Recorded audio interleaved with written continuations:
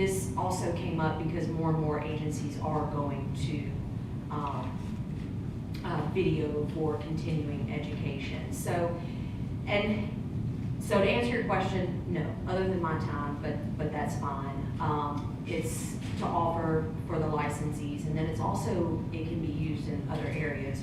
We'll own the media video. So if we want to use it in other ways, or if we want to utilize the CPE to get our message across, especially in the coming year, this would be your opportunity to do that. Yeah, when it comes to retention, if you just have slides, people really don't retain the information as well as if there's a human telling you the information. And also, you don't have to do it all in one big lump. You can break it up into sections, and that'll help you retain information as well. Does the proposal include any type of social media aspect of the Plumbing Board's social media page, or it does not currently? It does not. That would definitely change, because that's handled differently from and normally, honestly, if you go to a professional video company, it usually costs about $1,000 per finished minute. That is normally the going rate. What was that? $1,000 per finished minute. So if you have a 30-minute video, you can expect prices into the $30,000 range. I kind of do things myself. I used to have a huge studio. I don't have any of that anymore. So I kind of pass the savings on to my clients. I do most of it myself, so it does cut costs. I understand it's very expensive. So not pinning yourself down to a number, a ballpark representation on another 30 minutes. But it's good. It does definitely depend on how many locations and how many days.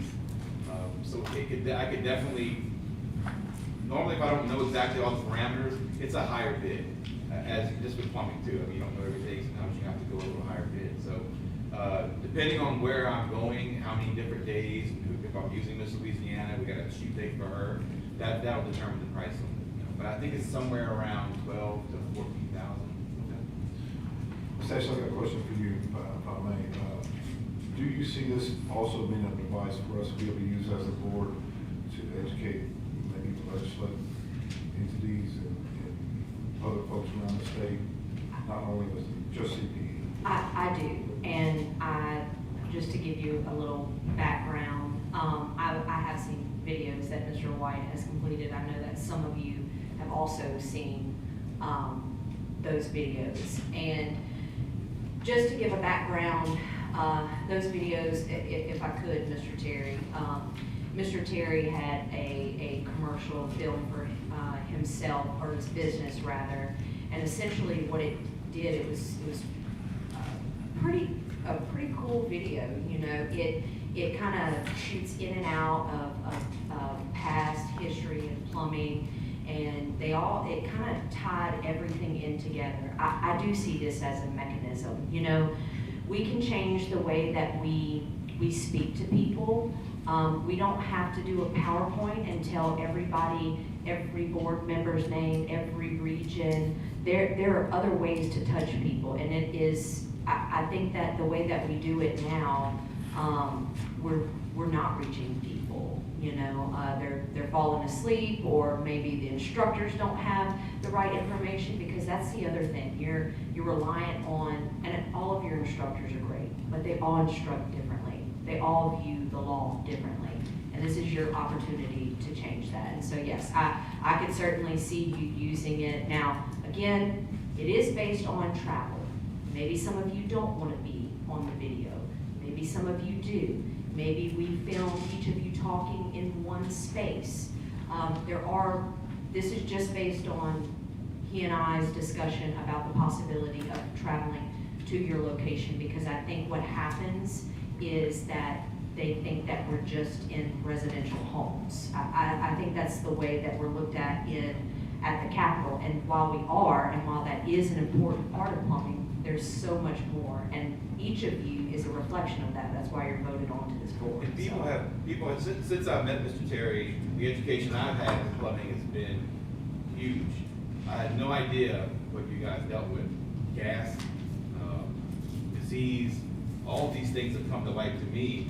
And I think a lot of people have no idea exactly what plumbers do. And I think it's a good idea to get the message out to them. And I think that could help in a lot of different facets when it comes to, you know, people trying to, I know the situation where you guys, they're gonna move over to the contracting association. I understand that, they're trying to do that. Mind if So- I say something, Mike? Sure. Look, we're in a different world now, and the video that Ashley's talking about, I specifically want that because people have no clue what the plumb board, how it was started, why it was started, and that's what it touched on. And I think my weekly views on Facebook that Kevin does for me reaches anywhere to from 30,000, 50,000. YouTube, I got over 200,000. TikTok, same thing. You know, we're in a different world, and everybody. Look, my mother-in-law, I'll get an alert when I'm working out at 3 o'clock in the morning that she's down to 10 minutes on her phone because she's sitting in her bed watching cotton picking Facebook videos and stuff. We're in a different world, and if we want to get the word out there, you don't need to go on WAFB and stuff.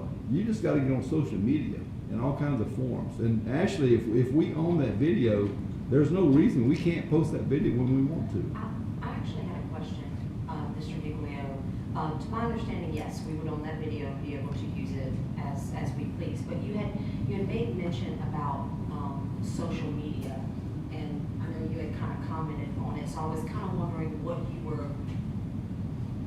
did you mean by social media presence? You know, I think we're talking about a lot of things up here, and I guess I'll start on the front end and say I agree. I think this is the way things are going, and we need something like that. But you know, you commented on using this for continuing education, which is internal. So my question on that would be, you know, you mentioned the WIN. What would WIN's cost be to do it? And then we're talking about educating the public and legislators. And in my mind, you know, these resources would be well spent in a space we don't do a lot in, which is educating the public on the history of the plumbing board, who sits on it, what we do, what we look at, because that helps us legislatively as well as the general public. If we're looking at this expenditure only for continuing education on our current license holders, I mean, that's good, and I get it, I agree, it's more interactive, but I think we need to I'm confused about what we're talking about, several different things, what this proposal is intended to accomplish, one or both, or. I would just like to chime in on what Trey's talking about. I think that if we want to get the message out to the public, to the legislators, we need to look at just, you know, why we derive to getting license. I mean, when it comes to the med gas, you know, with cross connection, I mean, this is the type of content, the information that we need to put on social media and then have that information to meet with the legislators. I mean, I think that content right there would be more valuable, you know, and then of course we could probably include that on the business side for the continued education, but I think that getting the message out on just the incidents that occurred in Chicago with gas lines ruptured because, you know, the installation wasn't correct. And, you know, I think that type of public awareness is what we need, you know, cross connection, you know, the reason why we install devices to protect our potable drinking water. That's the kind of content that I think that we need, and we can get that information just from our partners, you know, from IAPO, from NITC, from, you know, Code Council, you know, just bringing everybody in. But that's the kind of what I'm looking at would be more, I think, beneficial to the board to try to, you know, demonstrate to the public the importance of why we exist. Well, Mr. Terry does about 30 to 50,000 every week with what I do with him, and then he has his own system that he puts what I do also out on YouTube and TikTok. So we do TikTok as well. But my 10 media, I mean, I've been doing videos since the 80s. I've done video for Fortune 500 companies such as Flagstar Bank, Portolos, Go Roof, anyone and everyone. I've been all over the country and a little bit out of the country doing videos. So that's what we do. We also spend a lot of money on your content. So we have redundancy set into place too, so I always have your content. If there's any changes to your content, we put money into that, so that's always there. If we want to change people out, change different sections, we want to change laws, whatever, we can do that as well. I think it's easy for you to do that.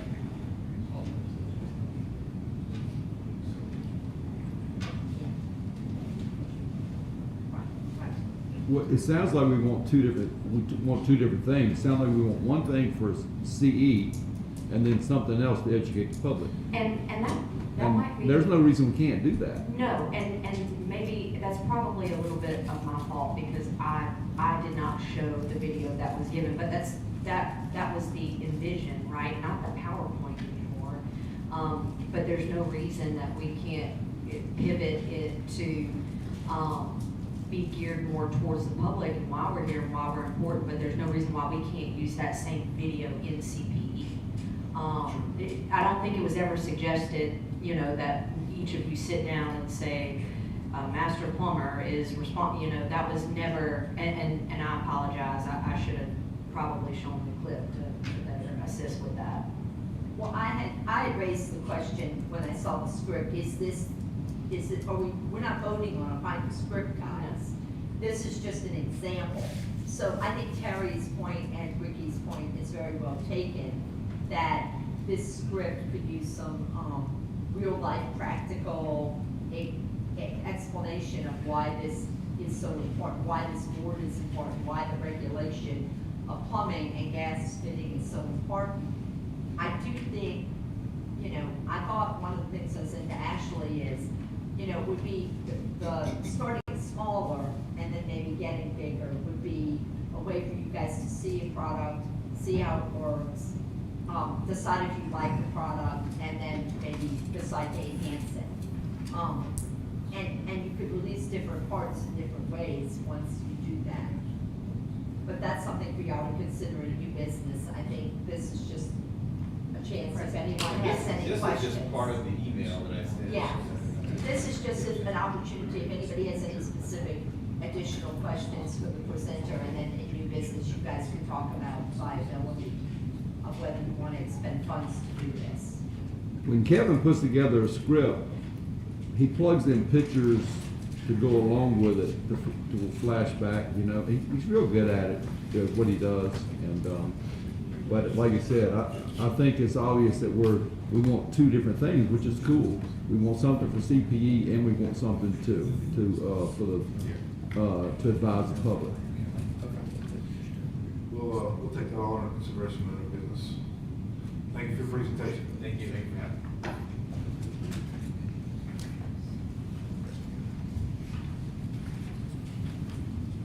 Moving on to enforcement, Mr. Kenneth Blank has withdrawn his appeal, so he goes to Mr. Beckham. Are you present today? Mr. Beckham? Let the record reflect Mr. Beckham is not in attendance. Which also brings us next to Mr. White. Would you like me to proceed with the case, or do you want to afford him a second chance, Mr. Chairman? I apologize. Let's go ahead and hear the case on Mr. Beckham. Case number 13111, citation 9072, 9073, 9074, 9075. On November 23rd, 2024, enforcement officer Nicholas Dykes received a complaint via email regarding an unlicensed plumber installing a tankless water heater. The complainant, Mr. McCarthy, stated he hired H&E Comfort Services LLC to address a water heater issue at this residence. After inspection by H&E Comfort Services, Mr. McCarthy was advised that his water heater needs replacement. The water heater was installed. However, the hot water issue persisted. Mr. McCarthy later discovered H&E Comfort Services was not a licensed plumber contractor. Mr. Dykes spoke with Mr. Beckham, and he stated he believed such work was covered under his mechanical license. When asked, he confirmed he did not have a master plumber license. Officer Dykes explained the applicable rules and laws to Mr. Beckham. The SPBLA records confirmed Mr. Beckham holds an active master natural gas fitter license, MNGF 10048, but does not have a licensed master plumber and its employee. The company's website listed plumbing-related services, including water heater, as well as tankless water heater installations. Mr. Beckham was cited for 1 count of operating a plumbing business without a proper license, 1 count of the use of unlicensed personnel, 1 count of performing master plumber work without a license, 1 count of advertising plumbing services without a proper license. On February the 19th, a citation letter was issued for 4 counts of assessing a total enforcement fee of $2,000, which is $500 each, in fines due on 4/1/2025, on 3/1/2025. His response letter was received. Mr. Beckham clarifying his actions in providing supporting documents for his case. On 6/18, a response was issued via email addressing Mr. Beckham's letter and informing him of his scheduled appeals hearing. An email reminder was issued for the scheduled appeals hearing for today. After hearing that report, does any of the board have any questions? Any questions? I do. Did Mr. Beckham, did he notify the board that he wasn't gonna be able to make it today? He did not, sir. Any other questions? Since this was a consumer complaint, correct? Or no? So are they, since it was a consumer complaint, is he subject to the increased fine amount? It has to be egregious. Okay. But I believe, excuse me. Wait. It says it was consumer complaint. It does.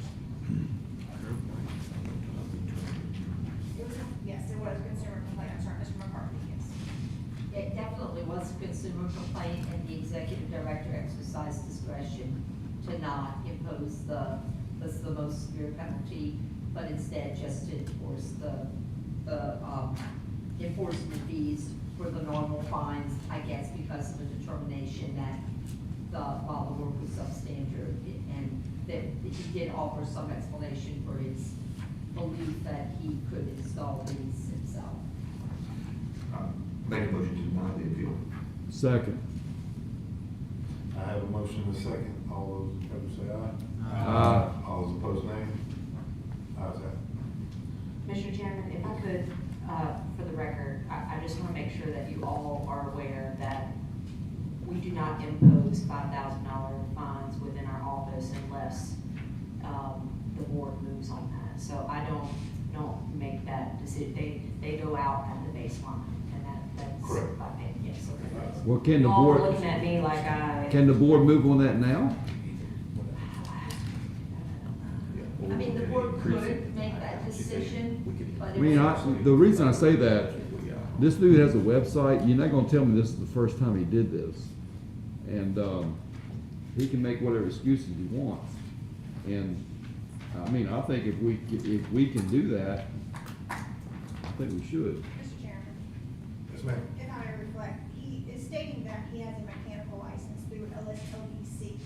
And if you look on page 56, you'll see to where the definition of plumbing, is where he's attesting to that he felt that was his need, that he could perform that. I think there's really misinformation on that, so if the board, Mr. Chairman, can take that. You said that he has obtained a master natural gas fitter's He license, has a master natural gas fitter and he was license. not Yes, sir. aware of a master plumbing license? Yeah, if you look at, if I could, if you look at page 55 and 56, which are his appeal letter and the document he produces to support it, his position and what he alleged was that he has a mechanical contractor license, and under mechanical contractor, under the license, it defines a mechanical contractor to be an individual who performs steam and hot water systems and piping. And his argument was, he understood that to mean that he had the ability with this license to install hot water heaters. I'm not telling you whether that is a truthful statement. I'm telling you that that is the basis of his position. It has now been made very clear to this gentleman that that does not authorize him to install plumbing work without a master plumber license and without operating a licensed plumbing business registered with the board. And so, I think if there were another violation, it would definitely be absolutely appropriate to impose that most severe penalty, but that's within the discretion of the board, Mr. Smith. You're right. Mr. Chairman, we've already exercised leniency in just finding him the baseline Yeah. fines instead of the 5,000 consumer complaints, so I think that's fair. Yeah. I don't believe him, but. All right. Move on to Ms. Sorry, just to confirm, the motion is denied. Appeal, Benjamin Giglio made the motion, and the second is by Terry. Thank you. I made the motion. Did you? Who's second?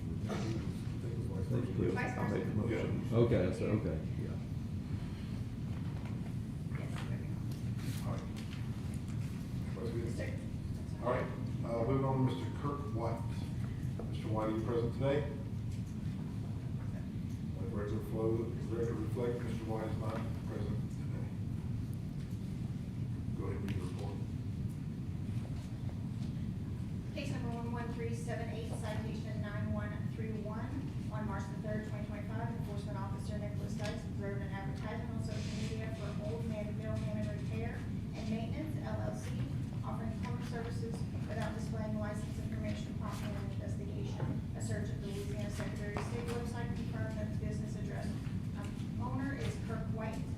The SPBLA records confirmed neither Mr. White nor Old Manville Hammond Repair and Maintenance LLC are registered with the board. Mr. White was cited for one count of advertising plumbing services without a license. A violation letter was issued detailing the violation and assessing a total enforcement fee of $500 due by 6/1/2025 on 4/23/2025. A call was received from Mr. White requesting an appeal. Appeals request form was issued via email. Appeals request was received by email. Appeals hearing notification issued. A reminder email was regarding the scheduled appeals hearing was issued. All right, board members, after hearing that report, do we have any questions? For your information, the basis of his appeal is on page 67 of the binder.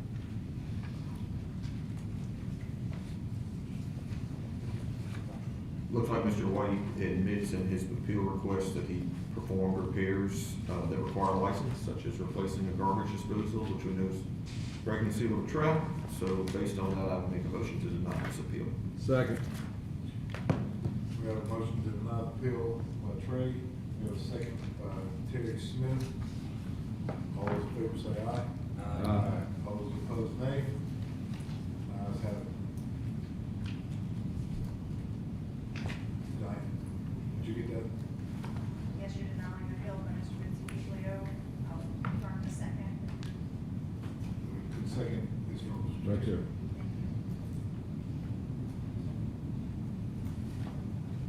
Move on. Moving on to Mr. Tyron Morrison. Case number 11387, citation 9143. On April the 23rd, enforcement officer Glenn Grimion received a complaint from a residence in Lafayette. Officer Grimion observed two men painting as residents who stated they did not know who had completed the plumbing. While on the site, a truck arrived driven by Mr. Tolliver. When questioned, Mr. Tolliver admitted that he had done some plumbing work on the property. Mr. Tolliver stated his boss instructed him to make a tie-in for the house sewer line and install a cleanout, and showed Officer Grimion the work he had completed. Mr. Morrison arrived at the property. Mr. Morrison confirmed Mr. Tolliver was working for him and that he had directed him to perform the plumbing work in question. Officer Grimion informed Mr. Morrison that Mr. Tolliver cannot perform plumbing work because he is not licensed. SPBLA records confirm Mr. Tolliver does not hold a plumbing license. Equity Hub LLC does not employ a licensed plumber. Mr. Morrison was cited for one count of use of unlicensed personnel to perform plumbing work. A violation letter was sent on 4/30/2025, detailing the violation and assessing a $500 enforcement fee due on 7/1/2025. On 5/8/2025, an appeals request was received by email. On 6/18, appeals hearing notification issued via email. On 8/11/2025, an email reminder was issued regarding the scheduled appeals hearing. All right, members. Make make a motion, we deny the appeal. Second. I have one question. Questions? Yeah, I have one question. Was there a reason there was not a count for master work without a license or operating a business without a license? Since it seems like this would be something that would have that attached to it. So Mr. Morrison is actually the owner of Equity Hub, so he was actually issued the citation for use of unlicensed. Mr. Tolliver was also cited, in a different case, however, he did not request to appeal. So there is a. That count is on the other individual? Yes, sir. Thank you. Any other questions from the board? Terry, would you like to make that motion again, please? Yeah, make a motion, we deny the appeal. Motion from Terry Smith to deny, do I have a second? Second. I have a second from John? Second. John. Second, John Marquez, all those in favor say aye. Aye. Those opposed, nay. Case number 11346, citation 9127 on March the 5th, 2025, enforcement officer Greg Leon received a complaint from the SPBLA Enforcement Division regarding Dustin Daigle advertising plumbing services on the Jennings, Louisiana social media page. Officer Leon visited Mr. Daigle's residence several times but was unable to locate him. Officer Leon contacted Mr. Daigle during the conversation. Mr. Daigle admitted to performing repair plumbing, specifically fixing a broken or busted pipes, but confirmed he does not hold a plumbing license. Officer Leon informed Mr. Daigle that he could no longer advertise plumbing services or perform plumbing work because he is not a licensed plumber. Mr. Daigle was cooperative throughout the process. SPBLA records confirm Mr. Dustin Daigle does not hold a plumbing license. Daigle's handyman service is not registered with the board. Mr. Daigle was cited for one count of advertising plumbing services without a license. A violation letter was issued detailing the violations and assessing a total enforcement fee of $500 due July 5/1/2025. On 4/14/2025, the Enforcement Division received a call from Roxanne Daigle, Mr. Daigle's wife, regarding advertisement regulations clarification. On 4/30/2025, Mr. Daigle called requesting an appeal. An appeals request form was issued to him by email. On 6/18/2025, an appeals hearing notification was issued via email. On 8/11, a reminder email was issued regarding the scheduled appeals hearing. Mr. Dustin Davis here today? Yes, Mr. Daigle is. Please have a seat, Chair, please. Want to thank you for coming. Morning, how y'all doing? Doing well. Good. You would, go ahead and state your case for the board, please. Well, sir, I'm just here to ask for leniency. During the freeze, I thought it was legal for me to repair existing pipes. I ran that advertisement. I never actually got any work, but I don't know his name, but he did contact me, told me that I could do that. So I took it down, it hasn't ran anymore. And I'm just looking for leniency. I really can't afford $500 fine. And that's why I'm here. It says in your appeal that you're employed now by the housing authority. Yes, ma'am. I will run maintenance for the housing authority. Is that full-time permanent Yes. employment? Yes, ma'am. And you never actually did any plumbing work at all? No, a lot of good advertisement did, nobody called. And can you just explain to the board, so it's on the record, why you thought you were able to do that work? Well, I guess I got bad information from my father and father-in-law. Between the two of them, they own about 30 rent houses. And I was told by them that existing lines I could work on. And so that was just something I was working on. Any questions from the board members? Mr. Lee? I would just like to make a motion to go ahead and just waive the fine and just put him on notice that if he advertises again, that we'll come back and the fine will be doubled. I have a motion from Ricky to waive the fine. Second. I have a second from Mr. Johnny Marquez. All those in favor say aye. Aye. All those opposed? Ayes have it.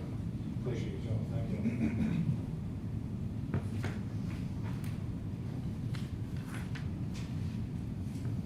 Proceeding. Mr. Joseph Palalo, case number 11388, citation 9150, 9151, on February the 21st, 2025, enforcement officer Nicholas Dyke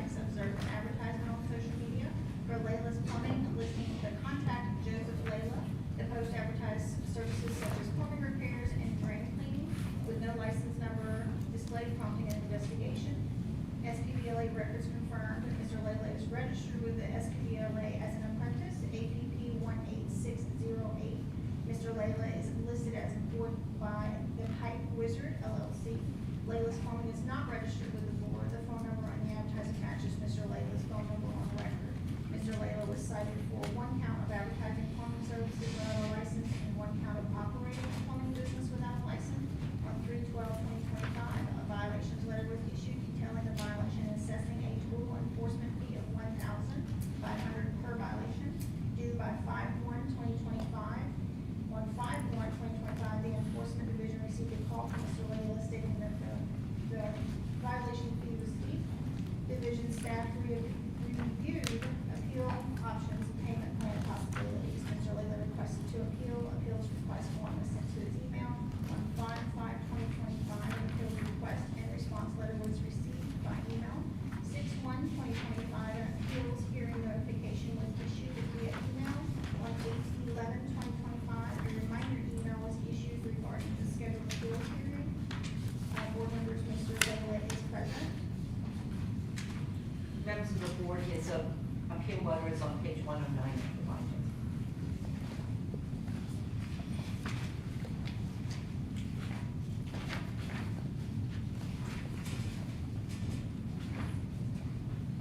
One second.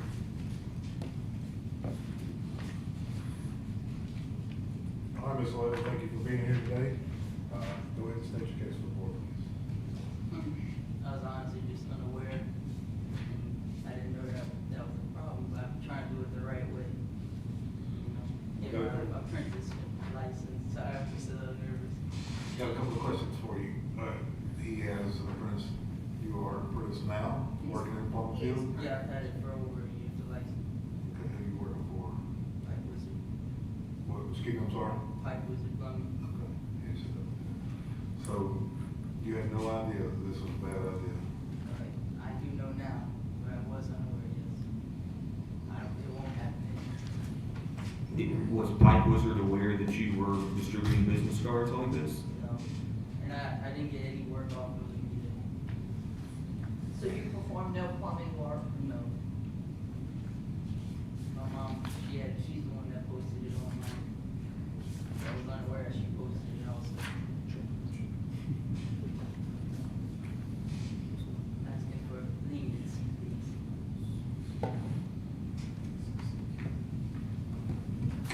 I'd like to make a motion that we go ahead and waive the fine and put you on notice that you can't do it. Yes, sir. Wait till you complete your apprenticeship, go take your exam, and then go take your master plumbing exam if you want to go in business and advertise.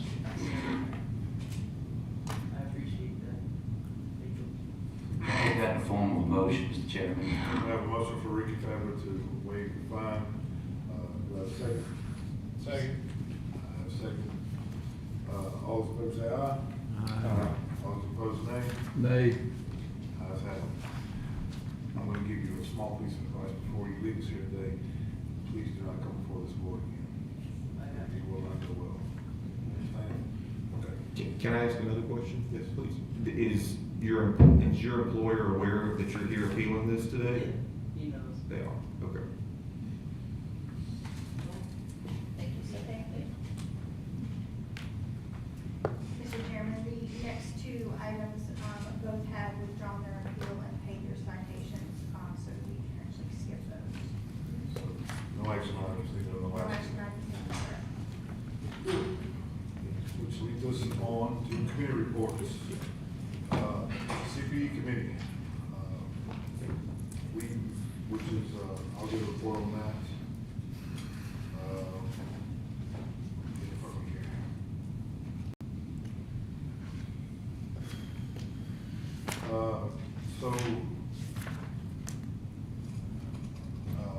We met with, earlier, it was, of course, Ellsberg, Keith Avenue, Ashley T. and me in attendance. We had some open discussions, on, what we're, proposed, CPE bringing Ocean in to, as a requirement for, some of training.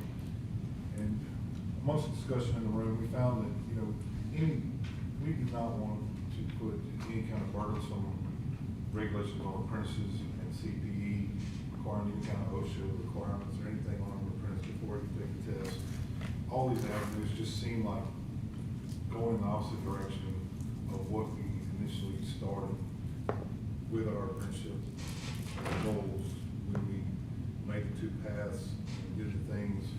So these requirements that we were asked to look into, as a committee, we reported to the board that we don't believe we would like to go further with them. It would be a cost to this. It would have to go under a fiscal impact statement.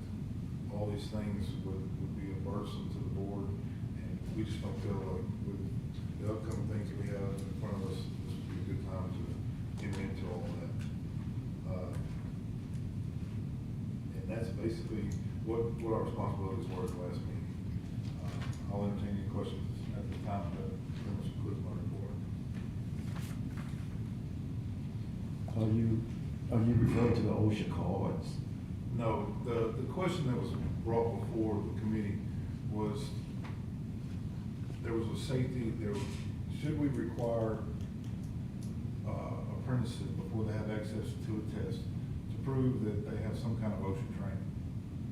And which we as a committee looked into, and what it would cost for us to implement that, the legislation and things like that. And we also didn't want to burden the apprentice with yet another hill to climb before they have access to a license. So our advice to the board was not to move forward on it. Any other questions? Any other questions? All right. That moves us on to the exam committee.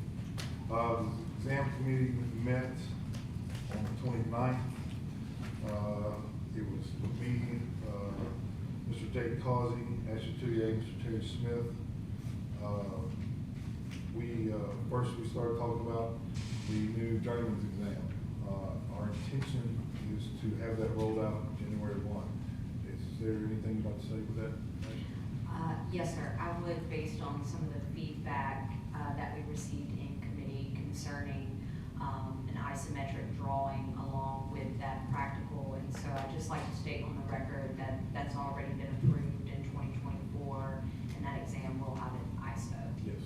The practical exam for the journeyman will have an isometric drawing that follows the actual practical exam.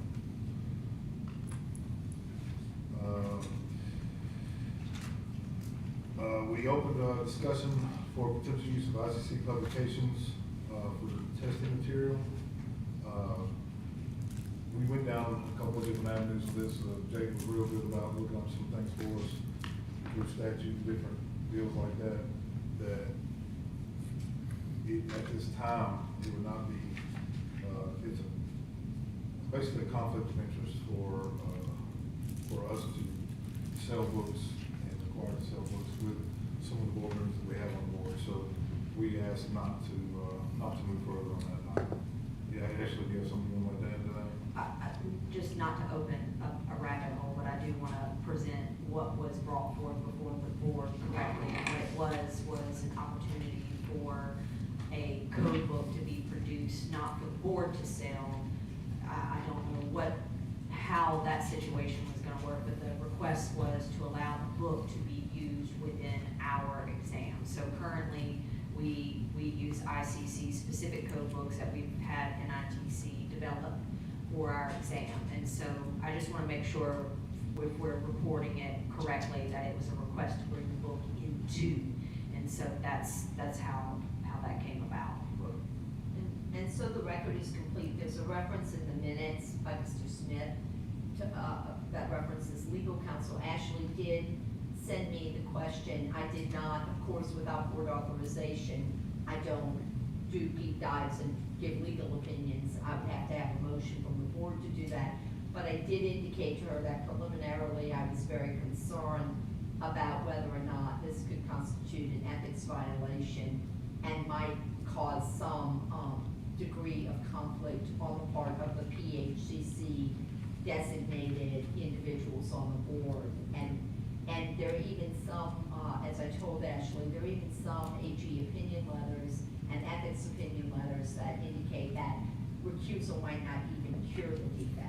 So it would require, if you guys want to pursue this, it would require a significant legal opinion and some research on this issue from an ethics perspective.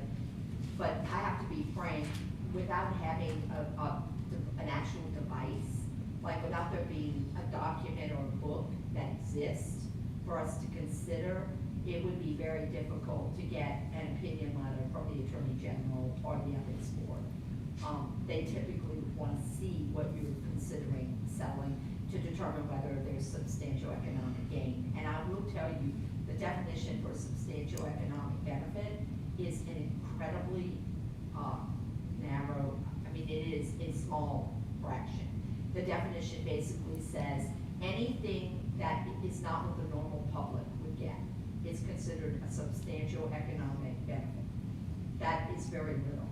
So I don't, it would require research, and if you guys get to the point where you think that's something that's viable and you want to think about it, I think we would have to look at that and consider writing for an opinion letter from the ethics board.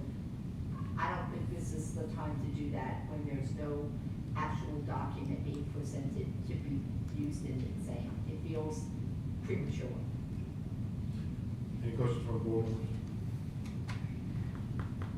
Any other questions from the board members? Being none, that concludes my report on the exam committee. Building committee. Thank you, sir. Building committee status is we, as everyone knows, moved along with the Shreveport facility, made the purchase.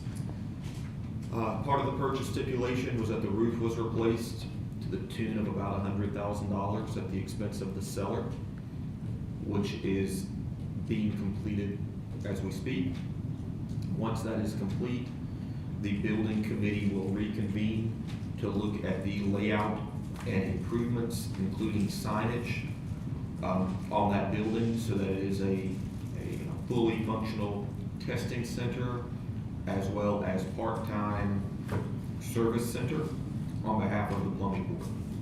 So everything's progressing well. I think we got a great deal on that building, especially since we got a $100,000 roof on top of what we paid for it. So it's been well received, and we are looking forward. It's just dragging a little bit longer because the roof replacement was extensive, and the insurance, the seller's insurance was involved with it. There was a lot of back and forth. And then Ashley's done a fantastic job of coordinating with the inspectors and all of that for the occupancy license, which once this roof is replaced, we'll be able to get that. And then we'll move with the internal improvements. Once the Shreveport facility is complete, we'll look at the budget, see how much money's left, and then we will look at the Baton Rouge facility to see what upgrades and tweaks need to be made there. That concludes my report. Thank you, Trey. Any questions for Trey on this matters? Any questions for Trey? Being none, we're gonna move on to enforcement committee. All right, Trey. Thank you, Mr. Chairman. Enforcement committee. So, we met early on and identified the goals of this committee, and really we broke it into a number of buckets. Bucket number one being the logistical mechanism of how we do enforcement. What vehicles do we use? How many hours? Who do we employ? The logistics.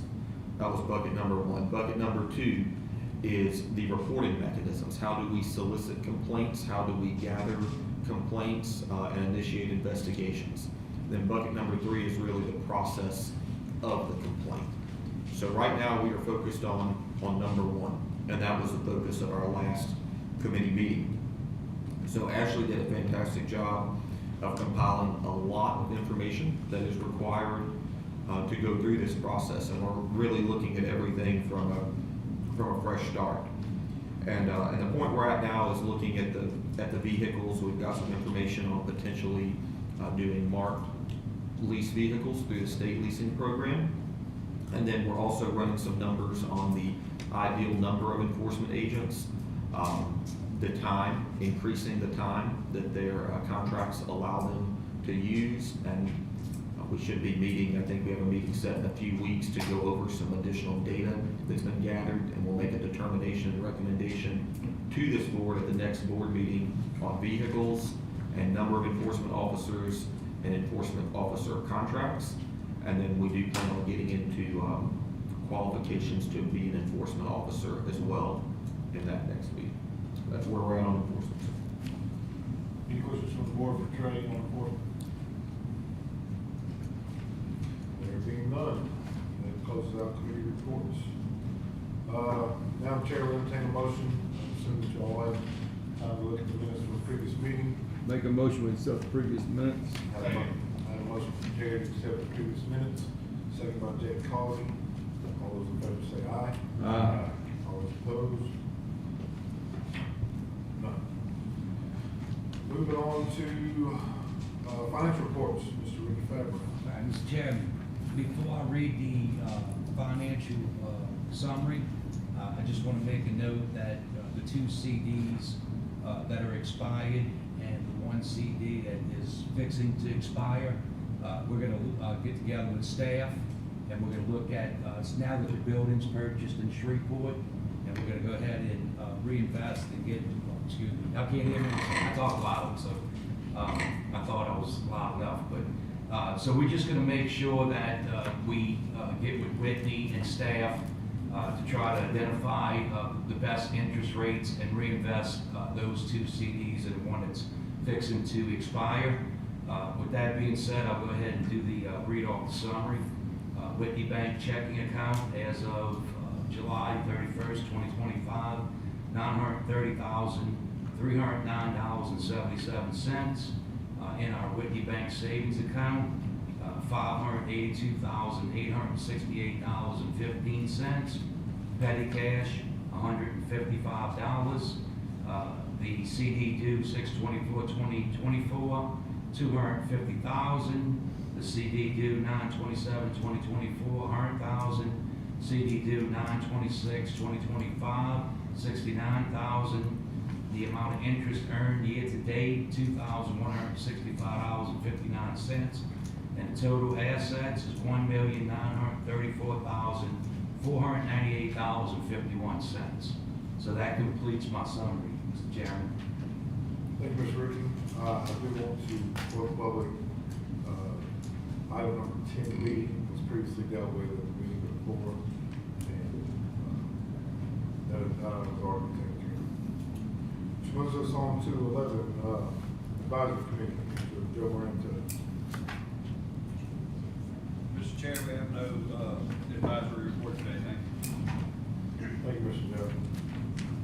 Which moves us into enforcement officer's report. Stand. Yes, thank you, Mr. Chairman. Stephen Campbell, Region A, total miles 850 for this quarter, 160 hours, 162 inspections, 7 citations. Enforcement Officer William Easterling, Region A, 2024 miles, hours 160, 210 inspections with 1 citation. Enforcement Officer Nicholas Dykes, Region B, has a total of 2,814 miles, 160 hours, 140 inspections, 24 citations. Enforcement Officer Glenn Grimion, Region D, 3,560 miles, 154 hours, 118 inspections, 8 citations. Enforcement Officer Frederick Fontenot, Region E, 3,342 miles, 159 hours, 100 inspections, citations were 7. Enforcement Officer James York, Region F, 3,303 miles, 160 hours, 256 inspections, and 9 citations. Enforcement Officer Blaine Mott, Region I, 3,078 miles, 147 hours, 142 inspections, and 9 citations. Mr. Chairman, that concludes the report. Thank you, Ms. Stanton, for that report. Which moves us into executive director's report. Ms. Ashton.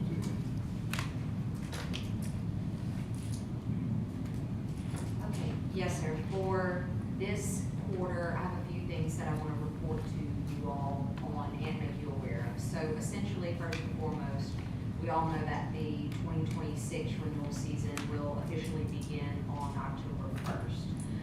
I am pleased to report that the staff is ahead of schedule in preparing the USPS mailouts, which also include this year a notice encouraging licensees to utilize the online payment portal for faster processing. So I just want to report to the record, if you wait until December to renew your license, you really need to renew it online. We have a lot of issues with mail during holiday seasons. It's always been that way, so I want to make sure that all of our licensees know that if you wait till the last minute, you're not going to receive your license before the end of the year, unless you renew online. Speaking about our online system, if you'll recall, at the end of last year, we signed a contract with IT to start the design process for online applications. So that's currently under development. Once the build is complete, staff and I will conduct internal testing before notifying you all and before we make the system available to the public. I do want to make sure that you all are aware that we are ahead of the game. All of the internal procedures have already been mapped out to ensure that once this is ready to go, myself and my staff know how to handle that internally. And it is set up to, much like the renewal, if any of you have used the renewal, you can submit attachments. And while your payment is automatic, we still have to physically view those attachments, save those attachments, and essentially vet them before processing the actual renewal, before you receive your license, and the online testing will work the same. I do want to report that while we are still waiting for our legislative audit and our Department of Labor audit, we did previously have a property audit. The board successfully completed its annual property audit with no findings. This particular audit tracks the state vehicle, fuel, and my mileage records, and all state property that we have over greater than $1,000. So it's not just vehicles and mileage, it's also anything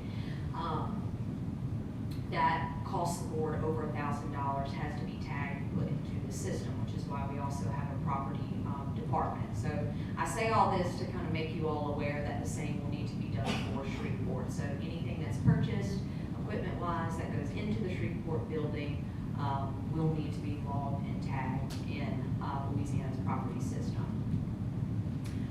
Okay, a few more things. I want to make sure that you guys are all aware that all the regulatory rules, so we had Senate Bill 175, I've completed all the regulatory rules in conjunction with that bill. They've already been, Missy Lane filed them with the state registrar's office, and essentially because there was no financial impact reported for licensees, vendors, or the general public, no testimony was required. So while the statutory law is already in effect, our regulatory rules reflecting those changes are expected to be published next month in September.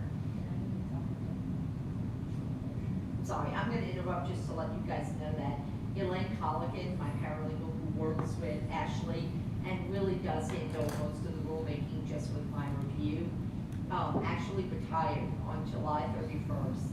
However, she has told me to assure you that she has agreed to continue to do contract work for us on an as-needed basis, and it is at least her immediate intention to continue to handle any rulemaking for the plumbing board. She wanted me to relay that and to tell you that she enjoys doing that for you, and that she wants to ensure that your rules stay in the shape she has left them in, with Ashley, of course, leading that charge. So Thank you. she thanks Thank you you for very much. all of your help Yeah. and work over the years with making sure that your rulemaking and your rules are like a badge of honor, and that they're the ones cited by the rulemaking, individuals. They cite your rules to show others how to make their rules properly to be prepared. Yes, So she's gonna remain and continue helping with that. And we appreciate that. We do want to say we appreciate all of her hard work and all the efforts that you put forth. I'm sorry. No, that's fine. Anything else, Mr. Chair, before I continue?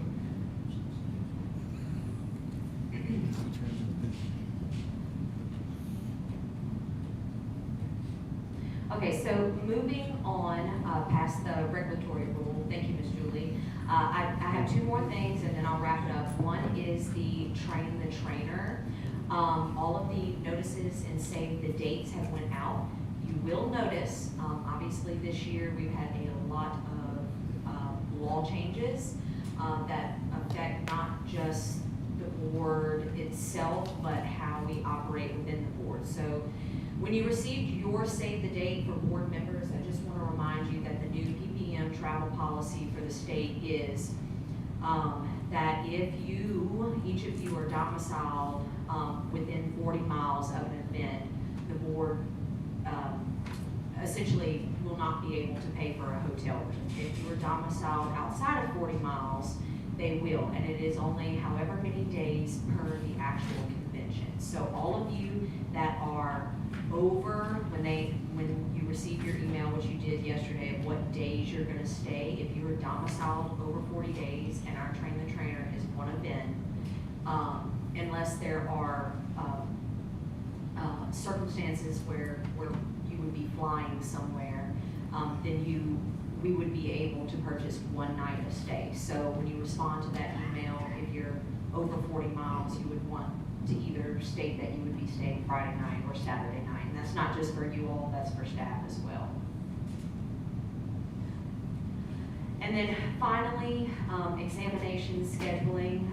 Staff is in the process of finalizing the 2026 examination schedule, which requires my approval and then NITC to ensure that they can also set those dates.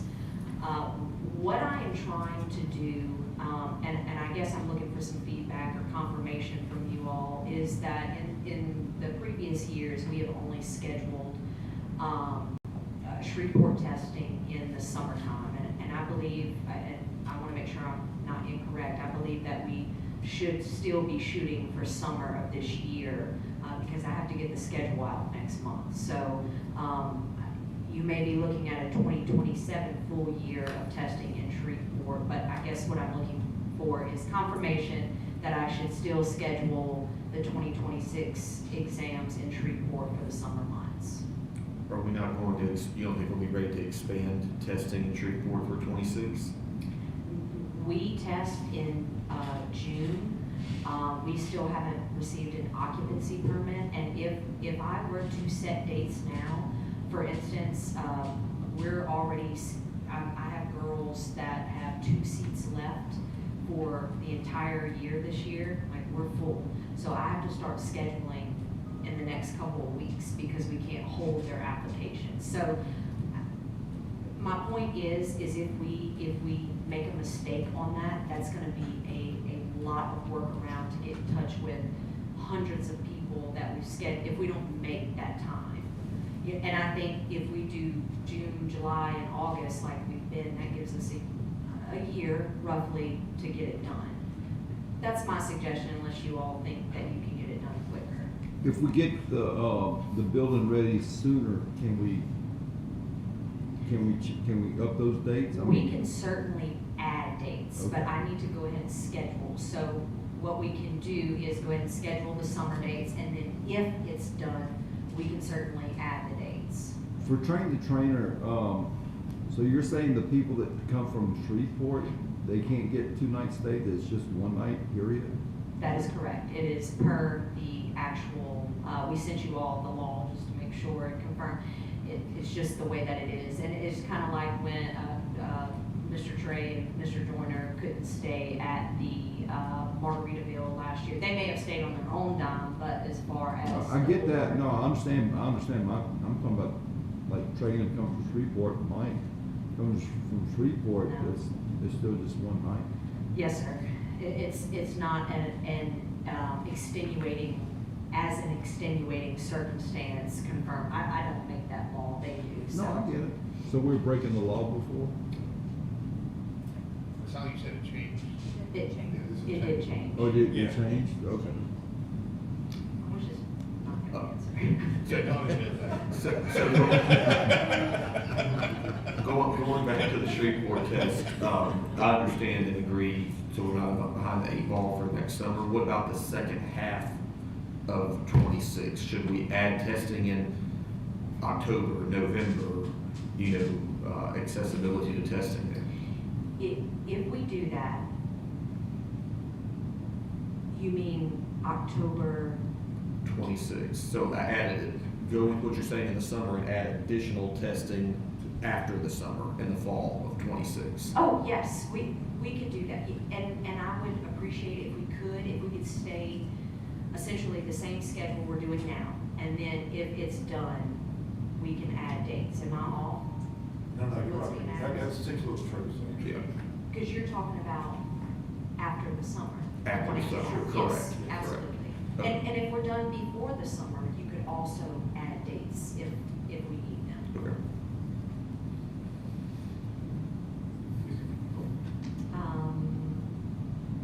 And this completes my report. Do we have like a build-out schedule or anything so far? Or what?